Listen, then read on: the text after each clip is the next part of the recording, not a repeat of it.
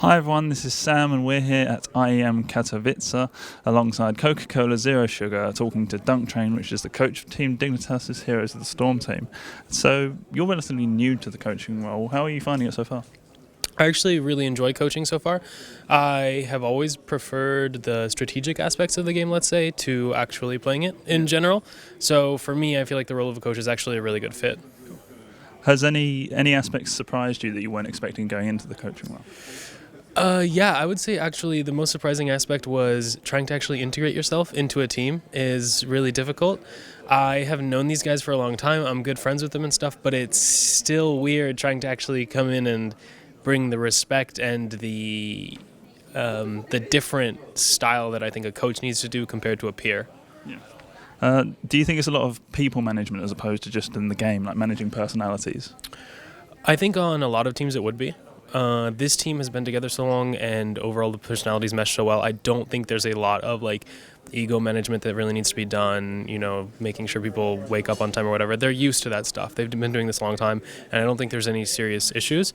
So for some teams, I imagine the coach's role would be almost entirely managing players, personalities, that type of stuff. But for me, I don't think that's my role at all. I'm almost entirely just trying to be an extra set of eyes on the strategic aspect.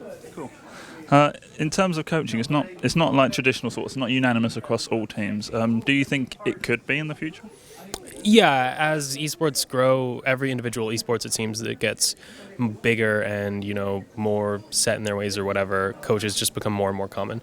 I mean, as an esport grows, you get more coaches because there's more funding. You can afford to have coaches, and I think it's something that almost always helps the team in the long run. So I think eventually every team will have a coach. Do you think that, obviously your playing experience has helped, but do you think there's certain aspects of your playing experience that you have brought into the coaching role? As of yet, I'm not sure. Maybe one thing I would say the playing aspect had the most impact in is probably communication. I think in-game communication is probably one of the most important aspects of playing as a team compared to 5 individual people. And as a former player, I think that's an aspect that I can really bring a lot of strength in, is analyzing and teaching them how to communicate more effectively. In terms of standing behind the players, how do you handle sort of not the pressure, but being in front of the crowds and having to talk to all the players? Can you talk us a bit through your mindset when you're actually behind the players and you're in front of the crowd and everything? Well, for me, that's not a big deal. I mean, as a former player, obviously, the stage fright's never even a thing that was really bad for me, and so for me, it doesn't bother me to be up on the stage or whatever. I'm just there to make sure that everyone keeps level head and is pretty calm, especially after a lost game or whatever. Just try to make sure everybody gets back to neutral and ready to go for the next game. Moving away from coaching a little specifically, what do you think of the change to the HTC? That's obviously been talked about a lot at this competition, but what do you think of the change to the HTC? I mean, I think it's good for the game. I think just as it progresses, it's going to help grow the scene, and more consistent content, I think, is always better for an esport. Does that include more heroes and things like that? Is that good for the game as well? Sometimes. Some heroes, not so good for the game, but that's just my opinion. Are you talking about Probius?